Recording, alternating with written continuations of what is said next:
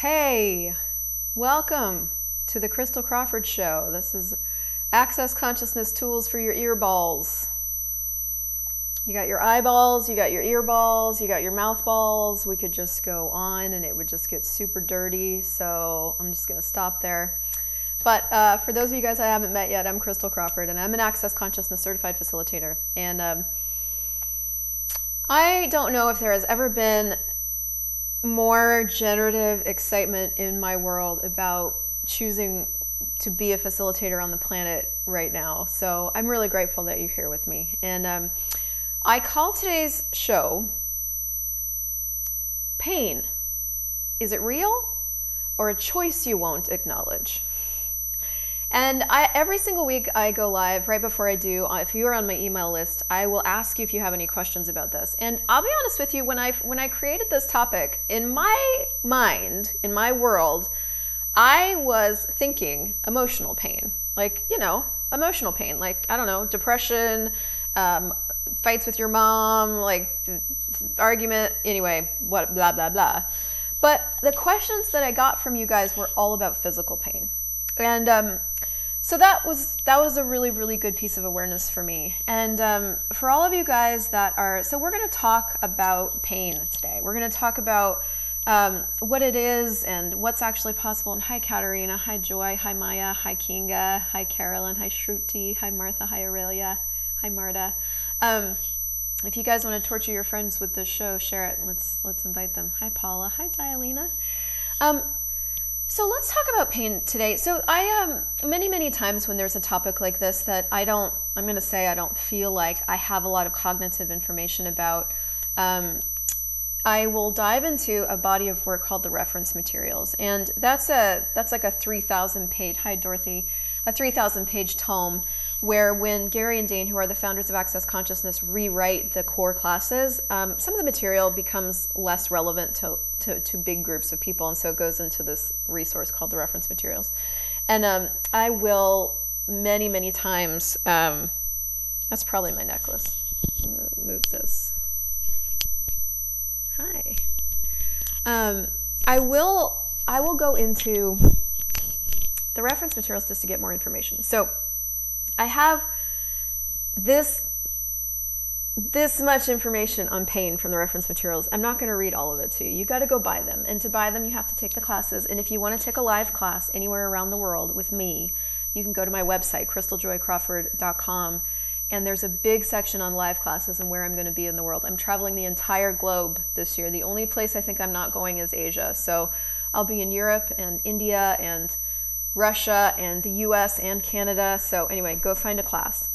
But blah, blah, blah, blah thing. Okay, so here's what I want to start with.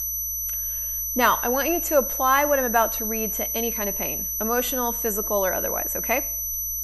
As long as you believe pain is real, you must of necessity create pain in order to prove the rightness of your point of view. So this is the crazy thing about having a point of view. It doesn't matter what the fuck the point of view is. If you have the point of view and it's fixed and solid, I saw your registration, Paula. That's so exciting. There's a high-pitched buzz in the stream. Okay, let me try something, you guys. I don't want you to suffer. Is that any better? Will you guys post and let me know if that's any better? Okay, so if you have any point of view, you have to prove it right. So if you have the point of view that money is hard, let's just take an easy one. If you have the point of view that money is hard, creating money is hard, you have to prove yourself right. That's better? Okay, good. I hear a very annoying sound. Yeah, I hear some people saying yes and some people saying, oh, that's better? Okay, cool. We're gonna go with that's better. I like that. Okay, cool. If I need to do this episode again because of the sound, I will, y'all. All right, cool. I'm going to keep going, all right? So, point of views. Let's talk about point of views, okay? When you have one, you have to prove it. That's how point of views work. That is a lot of what we do in facilitation is we facilitate ourselves and other people if they're asking a question to discover their points of view. Because if you can discover the unconscious point of view that you're functioning from, the thing itself will change. You won't even have to go after the why or where it started or whose it was or any of that. All you have to discover is, what point of view am I creating from that I'm not acknowledging? That's really, you could ask that one question, discover the point of view, make a different choice, and all will be good. That's it. That's all it would take, right? But so when you have the point of view that pain is real, and here's the thing about pain, it's intense. It doesn't matter if it's physical pain or emotional pain. I was actually talking to my friend Maxine this morning. There's so much here, but like, she had a 15-year period of her life where she was struggling with crippling fibromyalgia, and met me and made some different choices. Her life started to change, and then I got her into Access bars, and she started getting her bars run once a week, and the fibromyalgia symptoms just all went away. But she had a long, long, long, long time in her life where physical pain was an everyday companion. I had a long, long period of my life, like all my life, where emotional pain was a constant companion. I remember actually right before I found Access Consciousness that I just labeled myself as a sad person. I was a sad person. I was like, I don't know how to be. I did not know how to be happy. And it's funny because we're doing this episode in March. It's National Happiness Month. And forever, happiness was not a choice. That was not a choice. Happiness was something that happened to me sometimes, but most of the time didn't. And I actually got to the point when I was 36 years old, married for the second time, where I was so done being unhappy that I was like this close to killing myself. And the only thing that stopped me was the thought of people trying to get my waterlogged dead body out of an iron tub down a narrow staircase. And that sounds like shitty that that's what stopped me. I was sobbing and sobbing and sobbing, and I'd already figured it out. I had a plan. And then I looked at that and I was like, well, that's terrible, without laughing. But in that moment, I made a demand for something else. But that was like, I didn't know how to be happy. I didn't know it was just a choice. And happiness doesn't feel like a choice when pain is your normal. And it doesn't matter if it's physical pain or emotional pain. When pain is your normal, happiness doesn't feel like a choice. Okay, fine. But so they're telling me it is a choice. So how do you get to happiness as a choice? What's the bridge, right?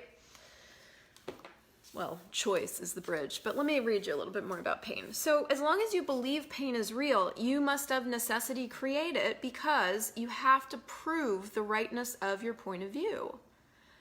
Now, I'm going to do a pop-up call on this, actually. I'm going to do a class, The Possibility of Pain, because I get there's so much here for so many of us, and whether it's physical or emotional, but proving the rightness of your point of view. Gary Douglas says all the time, he's like, you guys would rather be right than be free.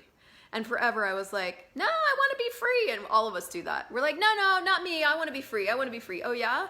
Are you willing to give up your points of view about pain? That would be freedom. Freedom would be no consideration at all. Freedom would be no limitation at all, including pain. Another person that struggles a lot with pain is my mom. And I just talked to her the other day, and we had an epic conversation. I actually started to tell my whole email list about it, and then I was like, okay, this is going to take forever. But my mom is one of those people where when she calls, or when you call her, she called me and I picked up the phone and I was like, hi. And she was like, hi, it's so good to hear from you. How are you? And for the first time, and I've been holding back on this forever because she suffers and I don't want to make her feel bad. For the first time, I just said, I am so good. I'm so happy. Because I am. I'm like, hi, Marion. Hi, Catherine. Hi, Holly. I am happy. And so she was celebrating with me. And then I said, and how are you? And she's like, I'm terrible. You know, I have fibromyalgia. And that means my depression is up 300%. And I'm not sleeping. One of these antidepressants, I think, is an upper. And so she went down the list of why she's terrible. And at the very end of her list, she said, and that's why I'm not happy.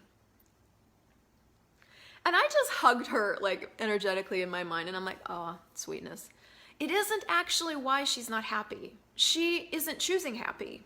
And you could, if I was an arguing type and I wanted to fight for the rightness of my point of view, we could argue. And you could say, yeah, but look at all her circumstances, right? Like, course she can't choose to be happy. What are you talking about? But at the end of the day, everything is just a choice. Happiness is a choice. Sadness is a choice. And one of the things the How to Become Money workbook talks about is if you were given the choice, you have a new choice in every 10 seconds. It's actually you have a new choice in every microsecond, but let's do 10 seconds for a little bit of, okay, that's a new one.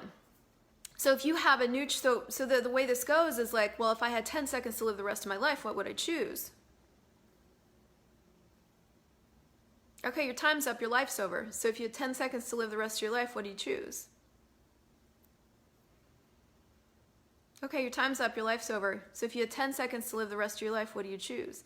If you functioned from that tool all the time, you'd be so present, you would just choose. You would just choose and choose and choose from being present. But what we do instead, and you'd have no limitation because you could literally choose anything in that 10 seconds. You could choose to be limited, you could choose to be sad, you could choose to be happy, you could choose, and then you got a new 10 seconds. So fuck it, you chose to be sad in that last 10 seconds, you could just choose happy in this next 10 seconds, and then you could choose to be wealthy, and you could choose to be broke, and then you could choose to hate, and you could choose to love. You could just choose because you choose, and it would be moving so fast that you wouldn't have time to think about it or judge it. You would just choose if you were truly functioning from, I have a new choice in every 10 seconds. But we don't function like that. Come on, do you function like that? I haven't for most of my life. It's still something I get to remind myself of all the time. That's one of the 10 keys to total freedom. Total freedom, right? Who wants total freedom when you could have pain? And so as long as you believe pain is real, you have to, of necessity, create it. If you believe pain is real, you have to create it because you have to prove the rightness of your point of view. How many of you have misapplied and misidentified intensity of any kind as pain? And everything that is times a godzillion, will you destroy and uncreate it all?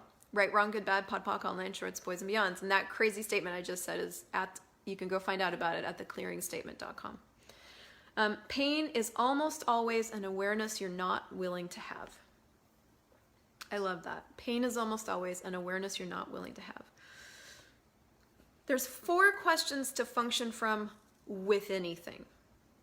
Most of us don't choose this until we're like 18 years into Access Consciousness and we've taken 82,000 advanced classes, but maybe you guys are faster than me. 4 questions to function from. What is it? What can I do with it? Can I change it? Yes or no? Yes? Okay, how can I change it? That's it. Truly, if we just function from those 4, you notice that none of those questions are, why? What the fuck? I don't understand. Help! None of that. They have with them, when you are truly being them, they have with them an innate curiosity of like, well, what is this? See, the thing is, like, once you label all over body intensity as fibromyalgia, you've labeled it, you've categorized it, you've put it in a box. Did you know, by the way, that I want to say all, but that designations, or I'm using the wrong words, what is it when they pinpoint a problem and they give it a name? It's totally out of my head right now. But those were actually created for psychiatrists for the pharmaceutical industry. Because if the thing had a name, then you could create a drug for it. But if it didn't have a name, you really couldn't create a drug for it because it was just diagnosis. Thank you, God. That was nowhere in my mind. Like, I know it's there. Thank you. So it was actually created. These were created. We lumped a bunch of symptoms together and we called them something and then we made a drug for it.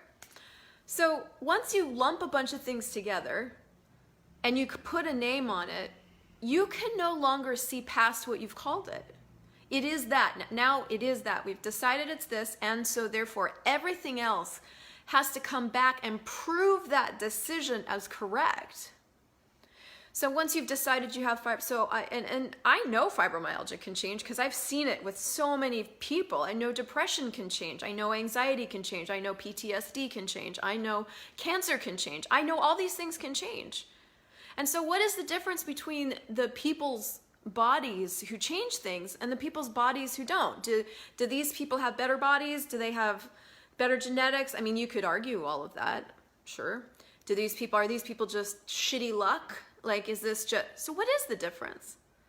And when you look at the foundational difference, it is always the points of view creating their reality.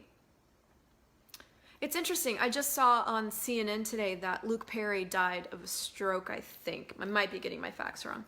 But I remember seeing him in 90210 when I was growing up. I think we were all teenagers at the same time. And I remember noticing the depth of sadness in his eyes. Like just, I didn't even have words for this at the time, but I remember it strikingly because when I saw the news today, it didn't surprise me at all because there was already death in the energy of his eyes. And I couldn't explain that to anybody. I didn't talk to anybody about it. You know, I just, whatever, I noticed. So today when I found out he had died, it didn't surprise me. Oh, I have so many things I could tell you about. So, okay, so let me just sidetrack. So, okay, there's that. End scene. Now, here's something, pain is the palest color of possibility that there is. Everything you've done to choose pain so that you can have the palest colors of possibility, will you destroy and uncreate all that? Right, wrong, good, bad, POD, POC, all nine shorts, boys and beyonds. It is the resistance to the intensity of the colors of possibility. You think that if it's intense, there must be something wrong. I have pain. We label it as pain. We don't call it intensity. It's pain. It's my pain. It's my fibromyalgia. It's my mother. These are my problems. I have all of it's ours. We claim it. We own it. We acknowledge it. We make it ours. We make it solid. We make it real, and we call it pain. And then we have no other choices available, and we have to prove it's right, and then we have to create more of it to prove we're right. So two really great questions that you can start to ask is, one, is there anything I'm resisting? Yes or no? And don't go into your head about it. Just get your awareness. Yes or no? What's possible that I'm resisting? What's actually possible that I'm resisting? You know, what capacity do you have with your body and the earth, for example, that you have never looked at, never even been given information about? What capacity for healing does your body have that you've never looked at? We talk about in Access how 99% of every single thought, every single feeling, every single emotion, every single point of view, every single intensity is not yours. What if 99%? And this is one of those first things that you get introduced to when you start playing with the Access tools. And it's one of those things that people forget all the time. Some of the easiest facilitation and one of the first places I go when I'm talking to somebody and they're like, blah, blah, blah, blah, blah, thing, it's really sticking me, I'm stuck, is I will ask, hey, is this yours? 100% of the time it's not theirs, 100%. And that's why it will stick you, because you're functioning from it and feeling it, buying it as yours, but it sticks you, because it's not yours. And the thing about when you get to an acknowledgement of what's true, the whole thing just goes poof. Once you acknowledge something's not yours, it just goes poof. So what are you holding on to as yours that isn't yours? And you know, it's March, it's happiness month, baby. Like, what would it even take to use who does this belong to, me or someone else, aggressively? Like assertively. For what reason do we leave that tool in the dust and just go down the rabbit trail of problems? Because it's fun to have problems. It's fun to have pain. It's like we just, I don't know, fitting in. We blend, you know, as opposed to creating for ourselves a space where we do have a different choice available. So there's that. So if there's a pain in your body, you want to ask, is this mine, someone else's, or something else's? 3 questions. Is this mine? Yes or no? Is this someone else's? Yes or no? Or is this something else's? Many of us have, I'm reading from my laptop, by the way. Many of us have the ability to be connected to the earth. You pick up the pain and the energy that the earth requires and needs from us. The earth is being rather severely abused at this time. If you happen to be highly connected to the earth, you will feel intense amounts of pain in different parts of your body. You feel the needs it has. You can just deliver to the earth whatever energy is being manifested in your body as pain. Our society has always taken from the earth and given nothing back. you being more connected to the planet and more aware than other people may have an awareness of what the planet needs. Please give it to the earth. And so the way this works, you guys, and it's weird, but it works, is 1, 2, 3. You just go 1, 2, 3, 1, 2, 3, 1, 2, 3. I also ask, like, hey, planet, do you need me on you? Like, my left knee has been really intense these last probably months, and I haven't been listening to it. And just last night I was like, I wonder what my knee is telling me. I wonder what information my knee is giving me. And Shannon O'Hara is doing a class, I think it's either on her website, anyway, you can check it out, about communion with the earth, restoring our communion with the earth, because we don't function from communion. We function from judgment and separation. So Marta's saying it works so quickly. I know so many people that use this, that it changes things for them. Now still, okay, so let's just say you've done a bunch of 1, 2, 3s, you've gone out and you've taken a walk on the earth, you've put your feet on the earth, still there. It's still going. One of the things I do to change anything is I destroy and uncreate everything I've already decided, concluded, computed, DJCC, decided, judged, computed, or concluded. DJCCs. I POC and POD, which means I destroy and uncreate all of my DJCCs about what I've already decided this is. Because 9 times out of 10, when something isn't changing, I've already fucking decided something about it. I've decided it's this or that's that, and I'm using the tools while already deciding something. So I will destroy and uncreate my DJCCs around it. And then I will ask, hi Claudia, hi Michael, what is this? What can I do with it? Can I change it? And if so, how? And you just let awareness bubble up. Being the question allows awareness to bubble up. You won't necessarily get an answer or an awareness right away. But it will start to change the energy. And you guys, I think this is the bigger conversation actually, is that we think we're solid. We think our bodies are solid. They're not. They're bundles of energy. We are space between a bunch of molecules. We think we're solid because we feel solid and therefore we are solid, but we're not actually solid. And I've really been playing with this thing of like, what if 99% of everything isn't mine? I had a moment the other day where I was, I don't know what I was doing. Oh, I was going along in my day. I was super grateful. I was having a great time. I was talking to great people. Like there was no reason for anything to be weird, and it was actually great.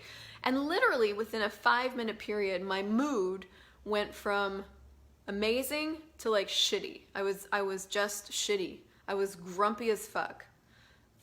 5 minutes, probably a split second. And I couldn't pinpoint in the grumpy period. I was like, I'm super fucking grumpy. Like what's required? What do I need can someone ask me some questions, you know? And so I started chit-chatting to a friend of mine, recounting what had occurred. And, I was like, I don't even know when this changed. And I started looking over the time period. And there was one moment where I started doing another task. And I was able to, in that moment, tap into a universe of frustration around this thing.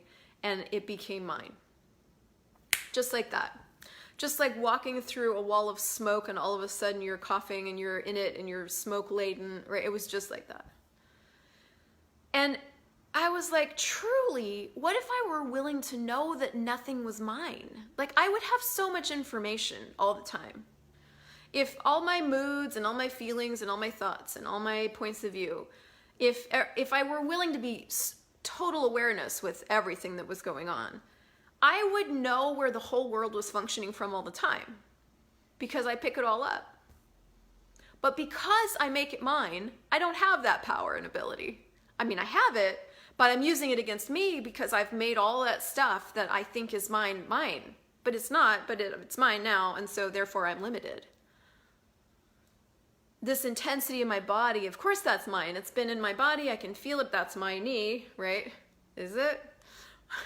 I mean, and I'm not talking about a fucking philosophical conversation.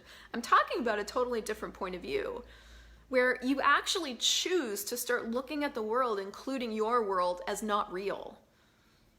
It's only real if you make it real. The same person. I remember actually having this epiphany one day where there's 5 of us in my family. There's somebody on this live who has a much bigger family than mine, 11. But 5 of us in our family. And one of the things that used to sort of like stagger me, like just, Jesus, this is so weird, is that we all went through, we had the same parents. We basically had the same rearing. And every single one of us, all 5 of us, had a completely different take on our childhood, on what occurred, on our mom, on our dad, and we were choosing completely different things with our lives. All of us. There was no similarities. And I remember in my 20s kind of musing on that, like, how is that even possible? And I didn't have the information at the time that your point of view creates your reality. But every single one of us, growing up in that same set of circumstances, came out with a different point of view. Chose a different one, and they chose a totally different way to create their life. All of us did. That's what we do all the time. You could put 2 of us in the same room with the same set of circumstances and the same tools, and we would create something totally different. One of us would sit down and lament that they didn't have all the right tools to do what they wanted to do, and the other one would go, well, what do I have? And they would just start building something with what was available. Same things, same circumstances. So then that shows you something. Like, well, so it isn't really about the availability of resources. Not really, because we live on an abundant planet. I was watching this really, really amazing, beautiful movie on Netflix called The Boy Who Captured the Wind. And it makes you cry. It's about it's set in Africa, I think in 2007, right around that time, in a village in Malawi. I might be getting some of the facts mixed up, but I can just remember the people. And there was a lot of things going on, a lot of circumstances, a lot of things, right? Like, this is where all of life can come to you with ease, joy, and glory, or all of life can beat you up and be pain, suffering, and glory. So there was, they had government, the government was selling the trees off of their land. So as they were selling the trees and the trees were disappearing, the farmland was drying up because there was more wind and not enough trees and root systems to like hold the moisture. Also, when you destroy big tracts of trees, this is just on the aside, it actually changes the ecosystem because the trees are part of generating the rain and generating, it's a whole thing. Like, the earth is not separate from itself. So anyway, so their land was drying up, and the 1 year's crop, that year's crop was super, super small. And it just so happened that their government also that year had sold the grain stores to a whole other country, and so there was no grain stores. So what happened in this village was that hunger set in, and people started stealing each other's food, and this family's food got stolen, and they were basically down to like, what the fuck do we do? And it was so cool to watch the story where the dad fell into despair and just working as hard as he could to try to fix it, as hard as he could, doing the things that he knew. And the little son had just a different point of view and started looking for, he just saw things different things occurred to him. And one of the things he saw was this little motor on this guy's bike that when the wheels spun, generated electricity and turned the light on. And he went to the library and he saw a book on energy and windmills. And so he got this idea to connect, to basically to create a wind farm, one windmill farm that would be because their land had tons of wind. That's what he kept noticing. He's like, there's so much wind around here. We don't have water. Well, we have water in the ground, but we've got wind. What's possible? So this kid ended up building a windmill powered by with the little thing from the bike that then sent electricity down into a pump that pulled water up from the ground, and they were able to do 2 harvests that year, and they didn't starve. But that was created from what can we actually do? If you looked at their circumstances, like, it's bleak, right? Poverty-stricken, dirt floors, fields that are just blowing away because they're completely dried out. I mean, what does your life look like right now? Is that a picture of your life? And you've got one kid who's going, well, but how do we do this? How can we do this? And out of that question came a totally different creation that had never been there before. And that is what's actually available to you all the time. And it doesn't matter what it is that's going on with you. It doesn't matter. Hi, Natalie. It doesn't matter. You could argue that your situation is different and greater and more painful, and that would be fine, and you could hold on to that. And I would just invite you to go, okay, cool. Well, hey, if you ever want a question or you'd ever like a different choice, just let me know. I can contribute something. But you may also be in a place where you're like, yeah, I think I'm bored. I think I'm like all this pain, emotional pain, physical pain. I need this to change. So what does that take? What choice would I have to make for this to be different? And what capacity, and just start seeking what you know has to be available. You're not just a seeker, you're a finder. And you're not pathetic, you're powerful. I'll never buy it. And you don't have to believe that to just start choosing it. So what capacities do you have that you haven't yet acknowledged with your body and for change and for choice? And if you were willing to have a different point of view, what could it be? If you got anything out of this, I'd be so grateful if you'd share it. And I will see you around the world. And hopefully I get to hug you somewhere. Check out, if you're looking for a live class with me, I'm everywhere this year. So go to my website, ChrystelJoyCrawford.com. Check out the live classes there. We're going to be posting so many more. And if you want and love to host, we are now booking for 2020. Just get in touch. All right. I adore you. See you soon.